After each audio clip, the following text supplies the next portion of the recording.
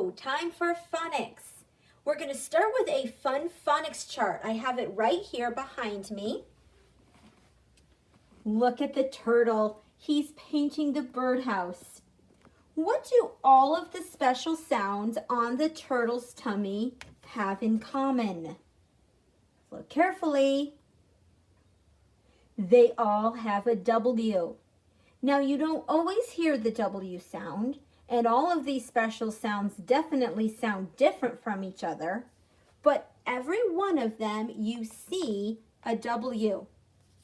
Let's say the special sounds together. Remember, when there's two lines, it makes two different sounds. Here we go. W in whale, W-H. In who, W-H. Ow in owl, O-W. O in bowl, O-W. U in few, E-W. U in few, E-W. I did this one wrong. I said few twice. The first one is oo in flew. It makes the O-O sound. Say that with me. Oo in flew, E-W. And the other E-W is ew in few, E-W. So one is a oo and one is an ew. This one, were in worms, W-O-R. Wa in wash, W-A. Were in warm, W-A-R. In wrinkle, W-R. Notice in wrinkle and in who, the W is silent. Now take a look at the birdhouse. What similarity do you see in those special sounds? They all have an O. Let's start at the roof and then we'll go to O-I and end with O-U. Here we go. Oi in boy, O-Y. Oi in coin, O-I. Ow in out, O-U. I think it's chart 13. We're also going to learn that O-U can say in country. Which of the oys do you usually find in the middle of a word? O-I. And O-Y is usually found at the end of a word. I hope you did that practice with me. It's very important that we practice saying our special sounds out loud because it helps with the memorization process. It's also important that we notice ways that they're grouped together because that can help us recognizing them. Recognizing a special sound can help us with our spelling and with our reading. Today we're going to talk about some special sounds from chart 13. One of them we've already mentioned, but I want to review it with you. You're in pure, U-R-E. Say that with me. You're in pure, U-R-E. Now I wanted to show you that before I showed you this one. If you notice, U-R-E is inside T-U-R-E. Now the T, when it's with a U-R-E, has more of a ch sound. It sounds like C-H. This is pronounced ture in pasture. You're in pure, sure in pasture.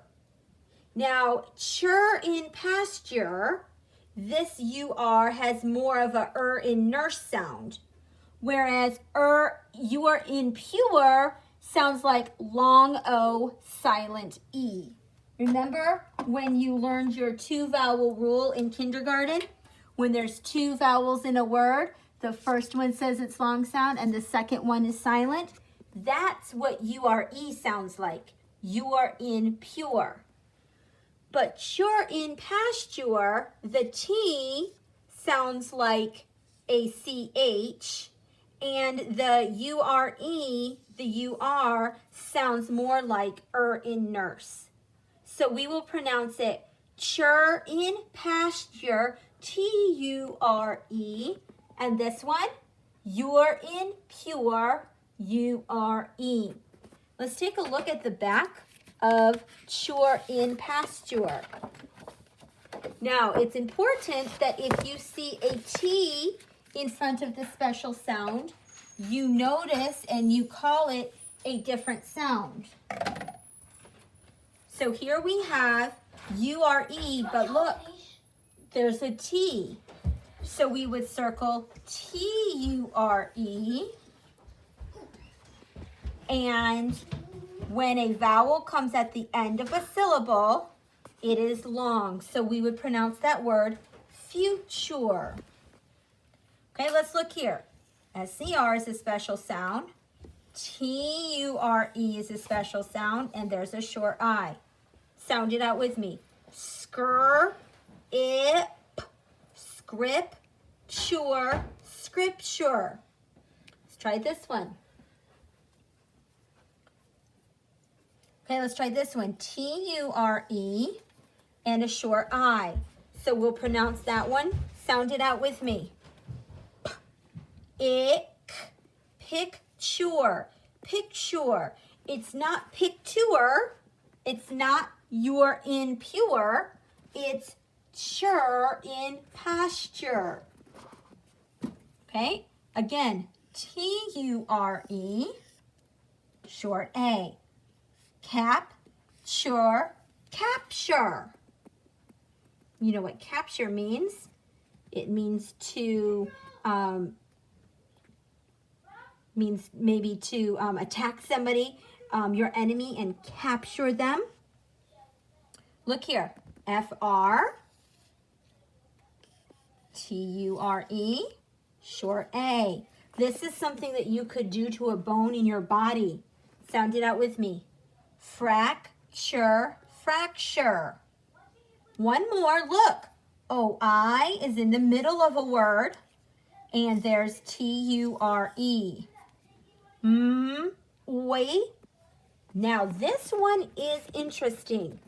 You could argue, well, Mrs. Gallucci, I see S-T. Yes, you do. And the rule is, if there's some letters that could make more than one special sound, you always go with the special sound that you see first.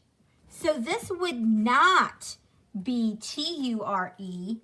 It would actually be S-T, and then, look, U-R-E. So it's actually pronounced moist, moisture, but we say moisture. That's really how in the English language we pronounce it. But if you notice, it is actually S-T comes first, and then U-R-E, not T-U-R-E. So we pronounce it moisture, but it is spelled moisture. So that's just some extra information there for you.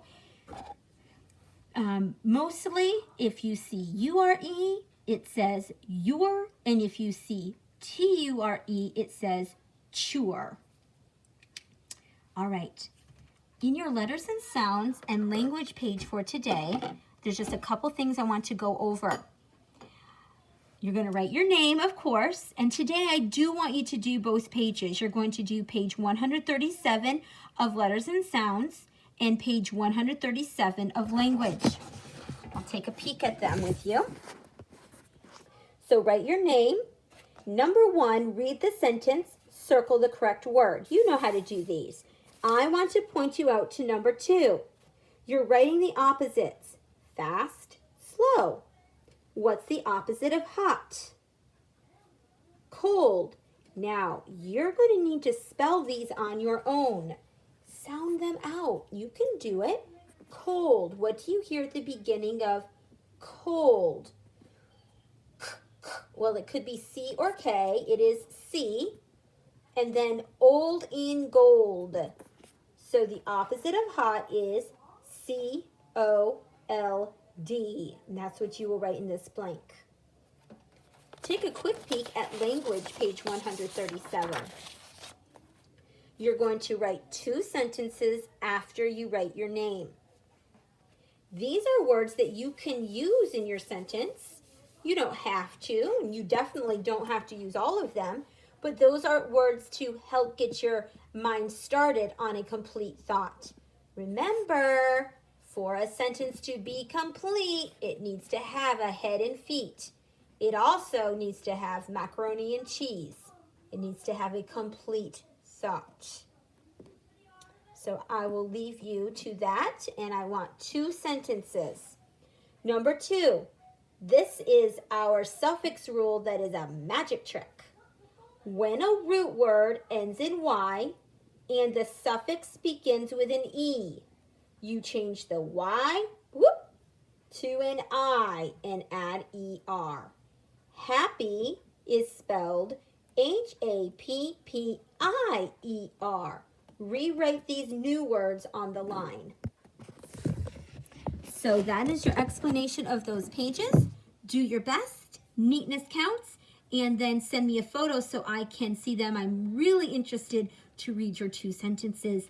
I'm going to have you come up with both of them on your own. If you want to talk it out with your parents to see if it is a complete thought, or if they want to listen to what you say and then they write it and then you copy it, that's totally fine. We're at the beginning of all of this. What I want you to work on is taking words, putting them into a complete thought, and then taking that complete thought using a capital letter and a punctuation. So that's what I'm looking for, and that's why I want you to do number 1. All right, that's it for today. Bye-bye.